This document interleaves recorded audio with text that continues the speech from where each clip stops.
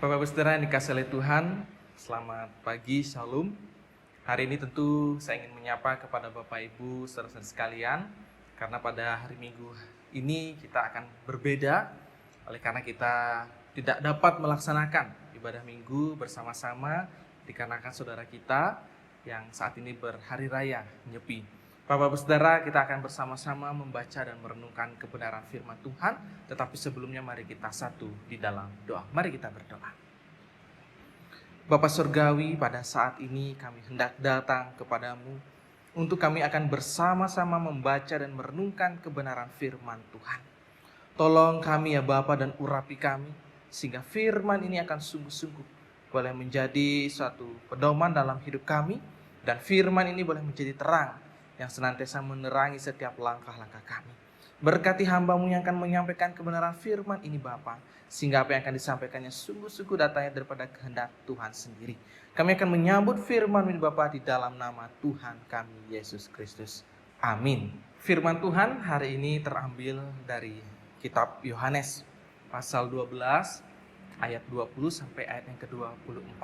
Mari Bapak Ibu kita akan bersama-sama mendengarkan dan membacanya firman Tuhan dari Yohanes 12 ayat 20 sampai ayat yang ke-24.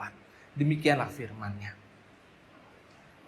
Di antara mereka yang berangkat untuk beribadah pada hari raya itu terdapat beberapa orang Yunani. Orang-orang itu pergi kepada Filipus yang berasal dari Betsaida di Galilea. Lalu berkata kepadanya, "Tuan, kami ingin bertemu dengan Yesus." Filipus pergi memberitahukannya kepada Andreas. Andreas dan Filipus menyampaikannya pula kepada Yesus. Tetapi Yesus menjawab mereka katanya, "Telah tiba saatnya Anak Manusia dimuliakan. Aku berkata kepadamu, sesungguhnya jikalau biji gandum tidak jatuh ke dalam tanah dan mati, ia tetap satu biji saja. Tetapi jika ia mati, ia akan menghasilkan banyak buah." Demikianlah firman-Nya. Dan berbahagialah kita yang boleh mau melakukan kebenaran firman Tuhan ini di dalam kehidupan kita setiap hari. Hosiana. Shalom Bapak Ibu, saudara-saudara yang dikasihi oleh Tuhan. Saya yakin dan percaya hari ini Bapak Ibu ada dalam keadaan sehat. Bapak Ibu yang dikasihi oleh Tuhan, di dalam perenungan kita saat ini, tentu tema yang saya ingin angkat adalah bagaimana kita akan bersukacita karena karya keselamatan Kristus. Bersukacita karena karya keselamatan Kristus. Bapak Ibu Saudara, di dalam kehidupan kita, pernahkah saudara mengalami ketika Bapak Ibu Saudara berusaha untuk memberikan suatu pengorbanan?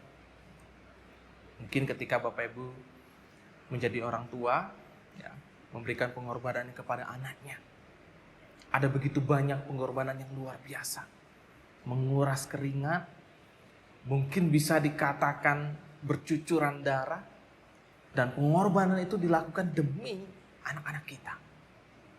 Tentu pada saat itu kita bisa mengatakan bahwa kita tidak ada dalam sukacita, karena pada saat itu kita fokus untuk berusaha memberikan yang terbaik kepada anak kita dengan pengorbanan yang kita berikan.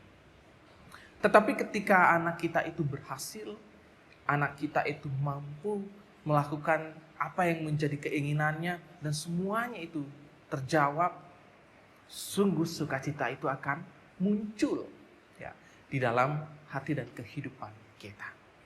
Nah, Bapak Ibu Saudara dikasihi oleh Tuhan, kita hari ini dalam minggu ini memasuki minggu keempat masa sengsara dalam sebelum Paskah ya.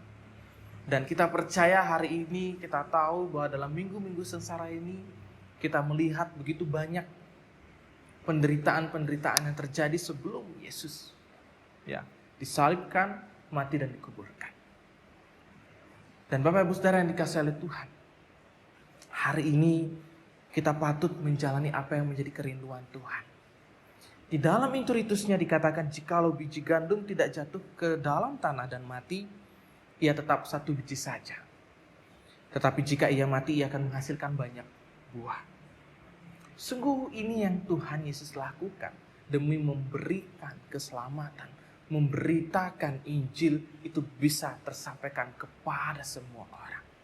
Karena jika tidak Yesus mati, maka setiap orang tidak akan diselamatkan. Nah, begitulah juga bagaimana Tuhan kita Yesus Kristus pada saat ini berusaha untuk memberikan pengorbanannya dan memberikan karya keselamatannya kepada kita. Seperti kita memberikan pengorbanan untuk anak-anak kita atau orang yang paling kita cintai, maka di situ kita akan mendapatkan sukacita. Tetapi di dalam pengorbanan Yesus ini sungguh jauh berbeda. Dalam pengorbanannya ia rela mati. Tetapi ketika ia mati akan memberikan kehidupan yang luar biasa. Kehidupan yang sungguh-sungguh memberkati kita semua. Karena kita diselamatkan. Oleh karena itu Bapak-Ibu Saudara yang dikasihi oleh Tuhan, marilah dalam firman ini kita diajak untuk bersama-sama merenungkan di dalam minggu-minggu sengsara ini. Dalam situasi COVID ini kita betul-betul diajak untuk merenungkan apa yang menjadi penderitaan di dalam kehidupan kita, tetapi kita harus tetap bersuka cita. Marilah kita bersama-sama untuk selalu tetap kuat. Meski kita ada dalam sengsara, dalam penderitaan, kita harus tetap bersuka cita. Memang sulit, karena kalau kita bersuka cita, ketika kita sakit, lalu sembuh, baru kita bisa bersuka cita. Ketika kita mendapatkan suatu berkat yang berkelimpahan, baru kita bisa bersuka cita. Tetapi jika sebaliknya, ketika kita mendapatkan sakit, mendapatkan pergumulan yang berat, mendapatkan penderitaan, tentu kita akan sulit untuk bersuka cita. Tetapi hendaklah senantiasa Tuhan ingin mengajarkan kepada kita dalam keadaan apapun, kita harus tetap bersuka cita. Karena Tuhan Yesus mau mati bagi kita. Ia rela mati bagi kita untuk menyelamatkan kita semua. Kiranya firman ini sungguh-sungguh boleh menjadi suatu kekuatan dalam kehidupan kita.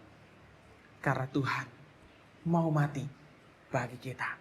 Dan kita pun mau hidup oleh karena pertolongan Tuhan. Dan jika kita sudah hidup, maka hendaklah kita bersuka cita bersama dengan Tuhan. Tuhan Yesus memberkati kita semua. Amin. Bapak-Ibu Saudara yang dikasihi oleh Tuhan, mari kita satu di dalam doa. Mari kita berdoa. Bapa, kami sungguh memuji kebesaran-Mu, oleh karena karya-Mu sungguh-sungguh boleh mengingatkan kami, di mana Engkau boleh mengorbankan diri-Mu untuk boleh menolong setiap kehidupan kami. Ajar kami ya Tuhan, di mana firman yang Kau berikan kepada kami ini, untuk kami selalu tetap bersuka cita dalam keadaan apapun. Mampukan kami untuk kami dapat melakukannya di setiap kehidupan kami. Saat ini Bapa, kami ingin menaikkan dalam syafaat kami.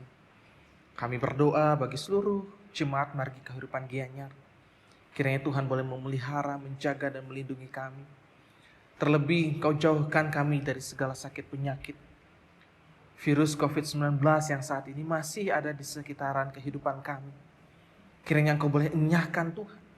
Jauhkan dari kehidupan kami. Sehingga kami akan ada dalam keadaan baik dan sehat.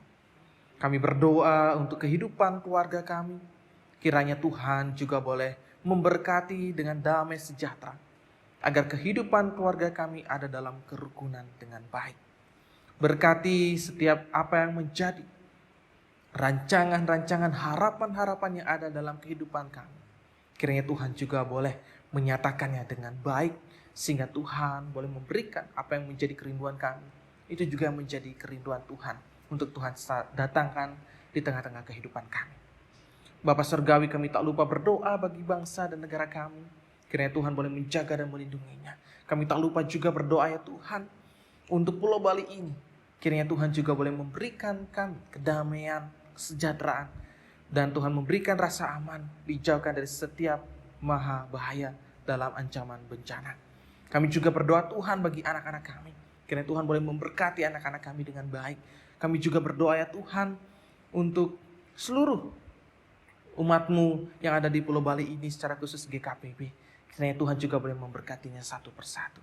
Terima kasih ya Tuhan. Inilah setiap doa-doa kami yang kami naikkan dan landasan hanya di dalam nama Tuhan kami Yesus Kristus. Amin.